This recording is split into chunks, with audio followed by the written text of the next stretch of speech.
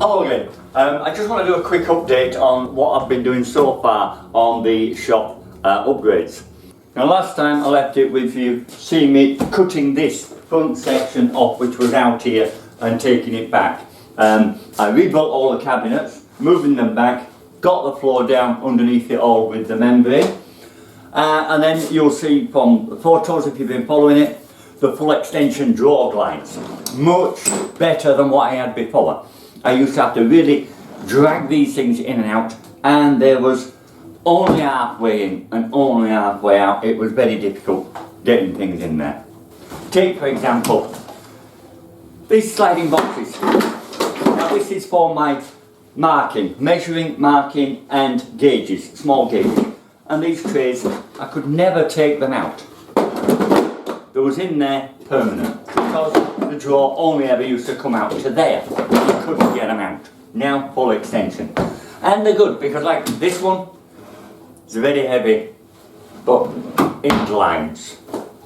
And again over here, all of them fully out as far as I want them. We've got it with them all. And you can see the very easy system. It just replace what you've already got. If you've got the basic type of drawer glides like this, which just sit underneath the bottom of it and it dries on, it's pretty much the same thickness as what we've got there. So it will replace space for space into the gap. Now, if you're going to do that, a little tip here is before you take the drawer out, mark at any point between top and bottom, it doesn't matter, mark the drawer and the case exactly in the same place where it's sitting on both sides. They don't even have to be even, you know, just roughly in the middle. Then take the drawer out, take the old drawer glide off, get the new drawer glide like this, which they actually come in two pieces. Whiz it out, little black lever there, pull it and out it comes. That's the bit that goes on the drawer itself. That wants to go onto here. This bit goes onto the inner wall.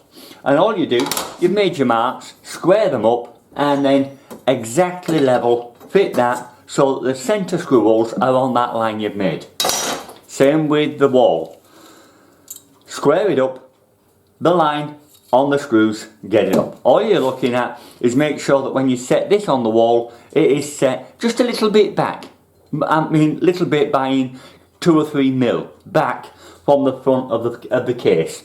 That just makes sure you don't get any banging and the front door will sit tight against the wall.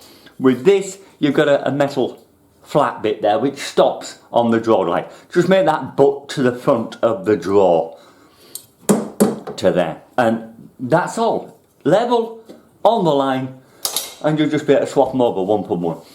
If not, well, you know, if you know how to do a drawer glide out of any type of drawer glides, it's basically the same sort of principle. Now once these are on, the good thing is that they literally just snap into place. And they're back in again. And you can put the drawers in and out just that simple. Now on the end I've got my slide out box, which, yeah, this unit's in the way but it's on wheels. Everything's movable over here because it's still undecided where things are going to be permanently. But that will stay there. This, I don't know where it'll go, not yet. It's all down to this saw table and the sliding table section of it, which has a travel distance of 3 meters. That's a long way, and I've got to keep all that space clear. So it's where things are going to be will determine what angles and what gaps that table leaves.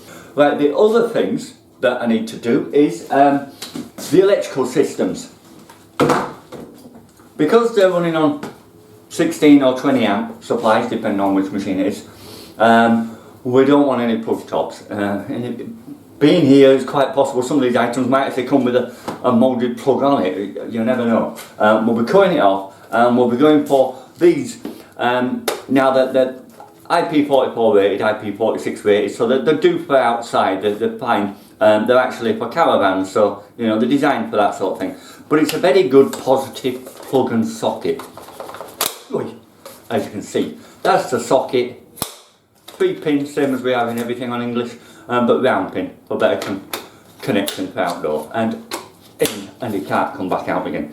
That'll mean that these things can only plug into selected areas, and each area will be governed with its own fuse spur and it back to its own MCB in the box. I've already put one down here for the saw table when it comes near the extractor. So when the saw table comes, I can just get it and plug it in and get it up and running nice and quick. That's already on its own isolator back and again on its own fuse. The only one that I need to do is for the bandsaw, which hasn't come yet, so, and I don't know where it's going to go yet, so again I can't even do the wiring side of that yet. One other thing I've been looking at is spotlight working. When you're like on your pillar drill, on the bandsaw and such, I've had these little funny lights. I made one for the bandsaw, I had a little bulb one for this over the other area. I want something a little bit better than that, without knocking up my electric bill. And then I came across from the electrical supplier an LED spotlight. It's a floodlight, designed for outdoor again, so it's IP rated. But it's only 11 watts. And man, does it give you some power. There it is. Sitting up there, nice and bright. I won't shine it directly at you because it'll probably do me camera in, but as you can see, very intense light, very good, and just 11 watts. We're not showing 150, 300, 500 watts or anything like you'd normally have to put up there, and it's giving a beautiful area. So this is the type of thing I'm going to be putting in over the main work areas that are away from the main bench. The main bench is lit up by the strip lights, which are fine. That is what I want to put in on them, and some switching system, pull cord or something like that to get it going. Now the other thing, winter, out in a cold shed. It might be a garage, it might have a nice warm fire, but I've only got cold water coming in. I'm not going to be pumping hot water into it. I'm 50 metres away from the house, so that will be a colossal expense. So I'm going to put myself a little water heater in. And here we are, this is my sink area, a bit of a mess at the moment, but cold tap. And I've gone and got myself this Triton T30 hand wash water heater. Not expensive, only 3 kilowatts. Instructions. So everything will be nice and warm for me and relatively cheap. Little outspout there, and it will just sit very nicely there. So I need to get that wired in and plumbed in. So that's another little job to be done. But at the moment, still preparing everything for the saw table, getting things out of the way that I can't do when the saw table's here. The main thing at the moment is the floor. You saw I got the wooden floor down, good and solid, nice and warm now, as well as being level and dry. The vinyl. Now you've seen I had vinyl spattered all over the place beforehand. It was only just laid, only temporary, and it was there because I knew, well I had hoped, at some point I would do the floor better, and I didn't want to be bonding that down to the concrete and then wasting it. Now that the floor's down, now is the time to fit this vinyl properly. Now it's not just your lino rubbish DIY stuff. This is your top grade. It's an Altro contract quartz impregnated non-slip vinyl. It normally gives you a 15-year life. No, it might get less than that in here. It's a workshop, but it's gonna last a lot longer than putting anything else down. It's going to protect the floor, and it's going to add to that waterproofing and to the insulation value.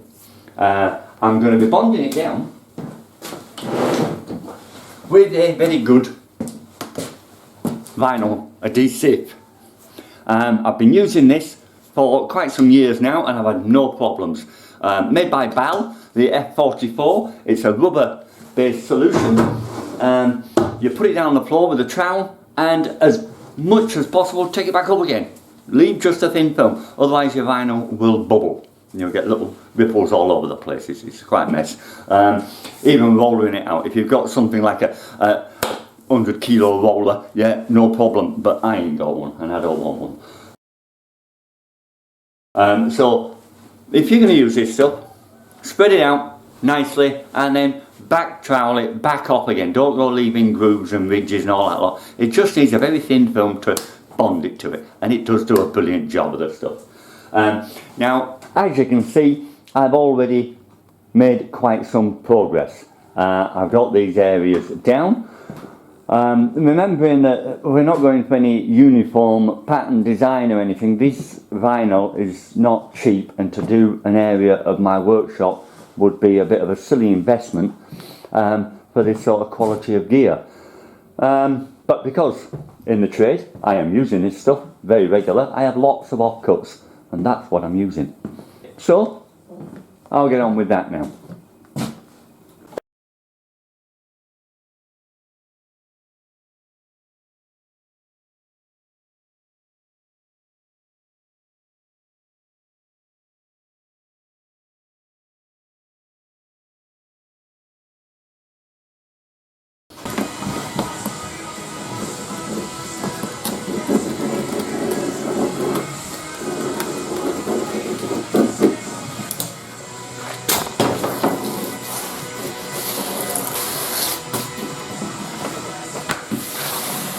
Well, this is very hard vinyl, as I've said before. I use an up blade, and the good thing about the up blade is it's going to cut the top vinyl, not the under vinyl. So it will sit and it will ride against the edge of the under vinyl, and that way you can draw a straight line against it, running straight up against the under vinyl, so that you get a nice flat fit.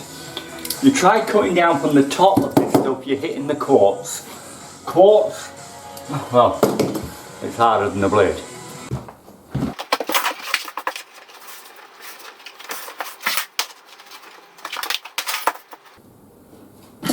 If you're going to cut with a flat blade, do it from underneath.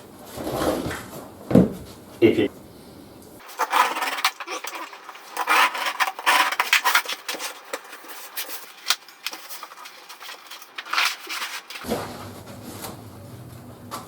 Okay, let's quickly just demonstrate applying this adhesive. Now, before I get started, let me just make it quite clear, this is my way of applying the adhesive. Everybody has their own. You can say I'm right, you can say I'm wrong, but at the end of the day, if you don't know how to do it, you want to follow how I'm doing it, it'll work. Okay? Right, so basically, using the F44 valve adhesive, it's acrylic adhesive, so it'll do the job. As I say, I use the flat side. You don't want to be using the comb because you don't want it that thick. You want it quite thin.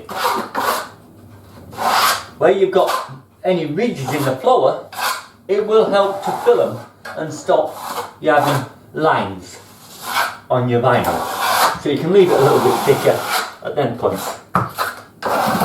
Everywhere else, just a smear.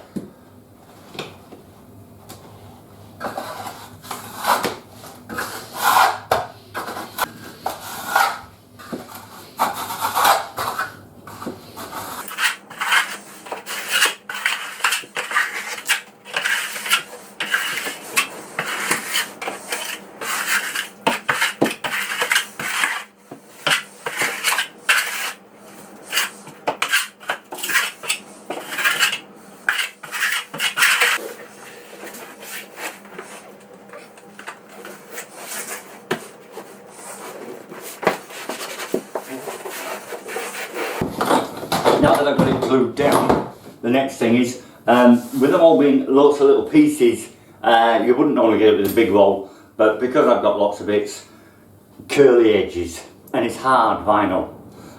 The glue is not impact adhesive, it's not going to grab it straight away as soon as you touch it, so you've got to give it a little bit of time for it to cure. So we should use the hot gun and warm it up and spread it down a little bit.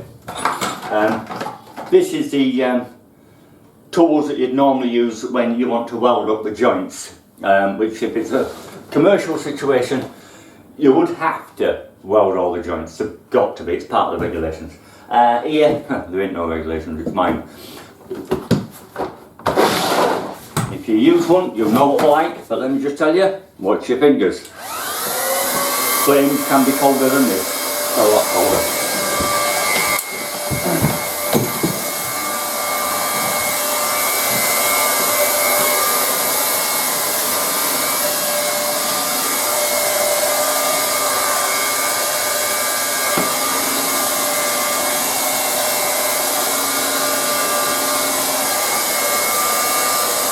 Now basically I'll do that around all the edges and I'll roll it down at the same time.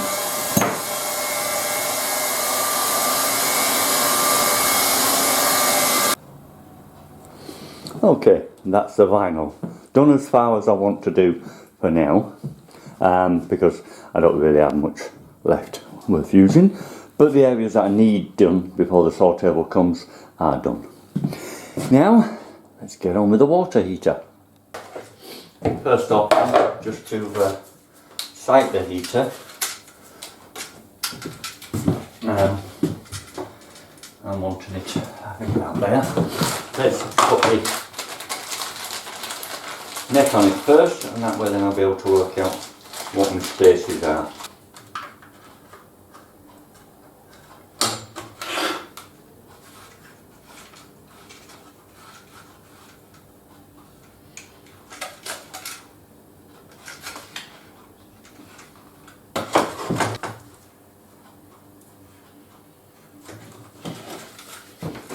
Right, so I just want to make sure I can get my hands underneath it. It's not going to obstruct on anything like that tap, and possibly kettle underneath it, bucket, tap, there. I think that allows me to get objects under it. Yeah. Okay, some screws.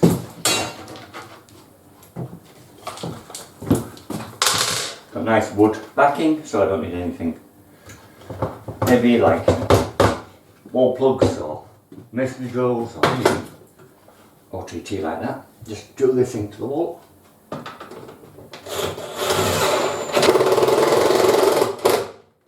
that. No spirit levels needed.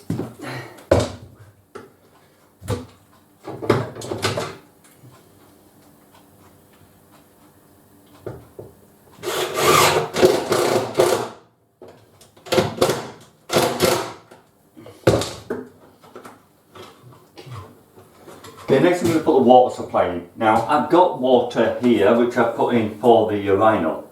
It's on a plastic 15mm, so I just have to cut that and put a T into it. Keeping it white, I'll put a nice push fit T in, and then I'm going to run a piece of chrome, elbow, bend it in and just connect it into there. And I'll put a service valve about here just so I can turn it on and off independently if I need to work on it.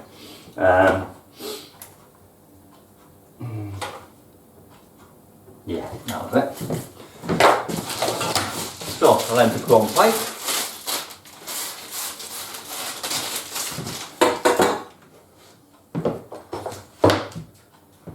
Pipe bender and former. Now then, I want about 4 inches, 5 inches, about 120mm, I think will do me enough.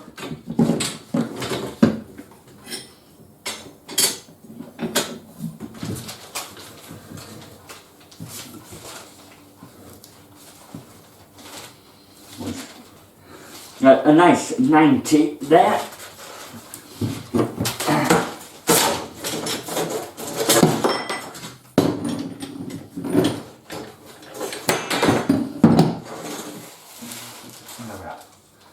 Nice 90.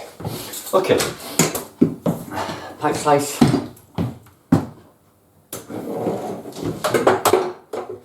Now as I said, I'm going to put a service valve in, probably about there. So I'll whip this up here.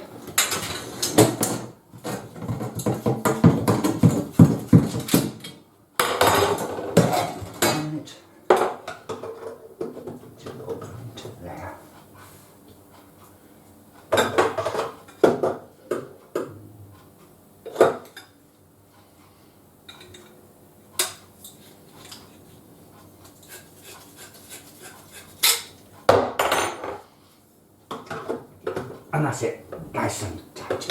Okay. Put the fittings onto that, come with it. Little filter, the nut and an olive.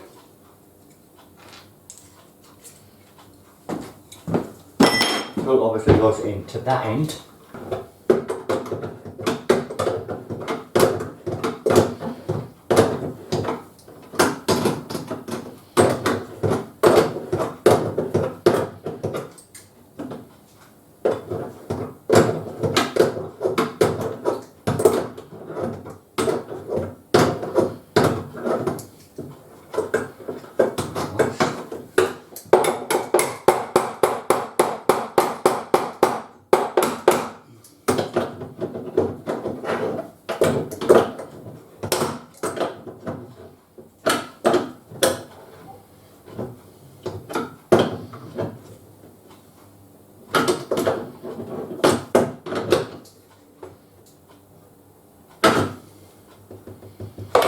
Okay, that's good. Now on the service valve, remember these have got a direction arrow. Make sure the arrow is pointing to where you want the water to go, not where it's coming from. And the screw head facing the most convenient place to turn it on and off. There's not much point putting the screw head at the back when you're going to turn it off.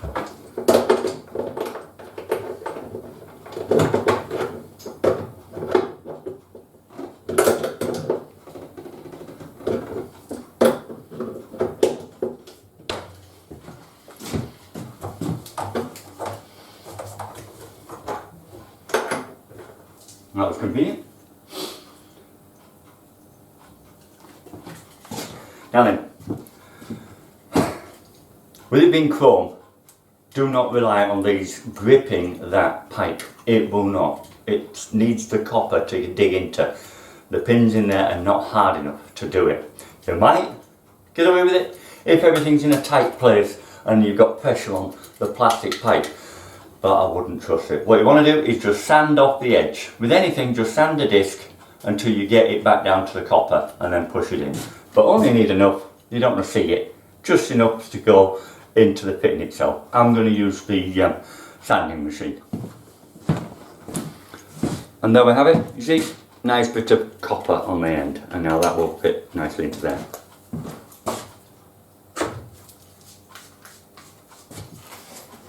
Lovely.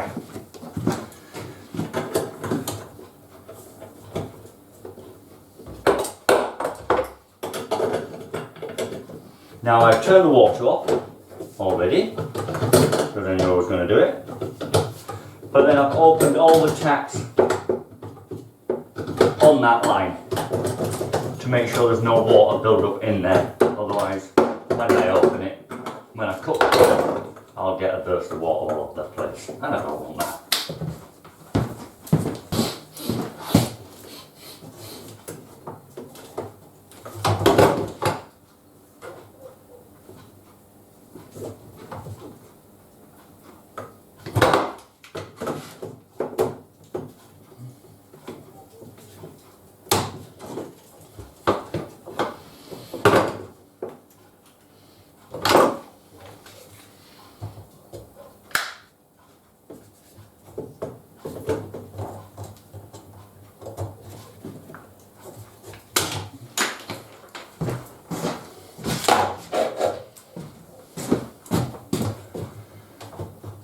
Don't get your inserts.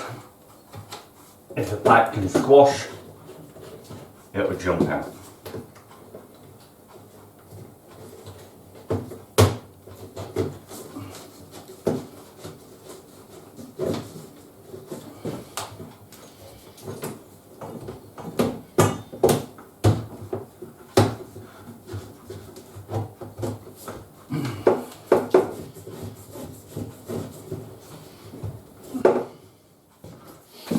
Okay, that is the water side of things done. Now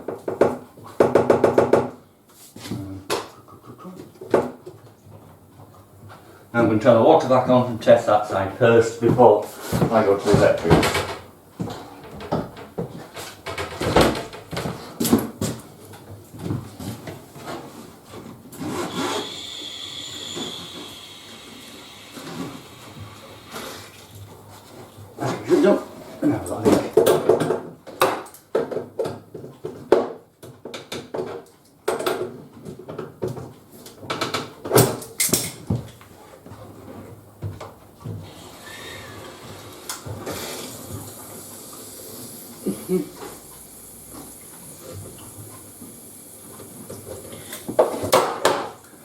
Very nice.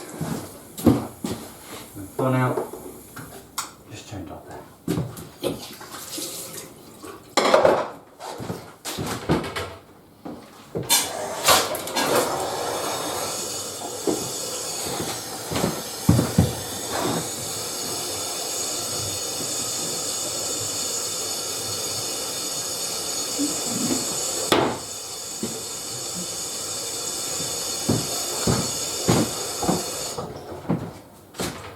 Okay, now to do the electrical side. First bit of advice I'll give you about electrical: if you're not an electrician, leave it alone, get somebody else to do it. If you want to have a go, well, don't say I showed you how to do it, because I didn't.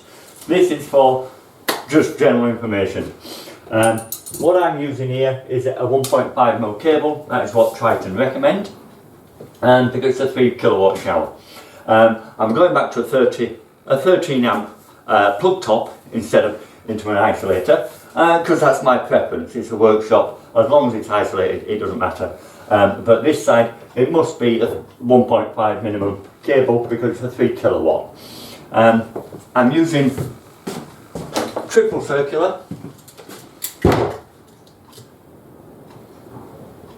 and it's into trunking surface bonded to the wall. With that connection done, close it off with the cap for the trunking. And there it is. Nice and pretty outer side. I can close that up now and put the plug on the other end. Now before you tighten up, just remember to check the water turned off, the control is facing the off point. Sometimes they do get moved and they'll be facing the wrong way. And you only have to go taking it all back off again if you realise too late.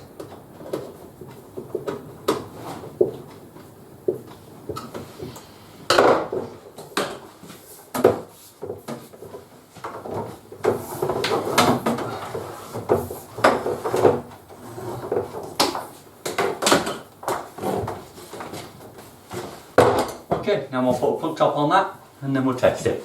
Okay, with the plug top on, now it's time for commissioning. And the way we do that is we start off on the water side, don't do the electric yet. Turn the water on. Okay. And run the water through. Make sure we are clear.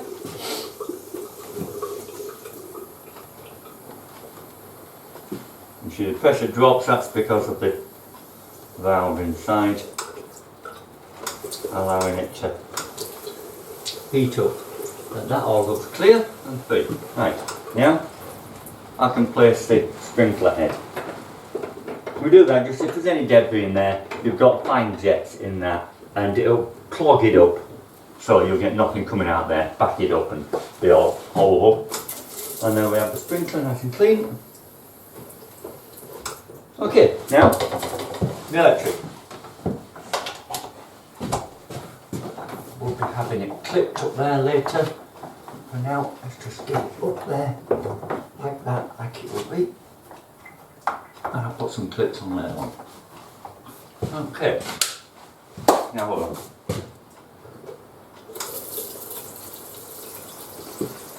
Right, well there you can see from the stream around me, it's now working. Very simple. The unit itself, you can get them readily available for around £40 a time. Very simple fitting, straight onto a plug top. What can be simpler? And you can have hot water any remote place where you've got electric and running cold water.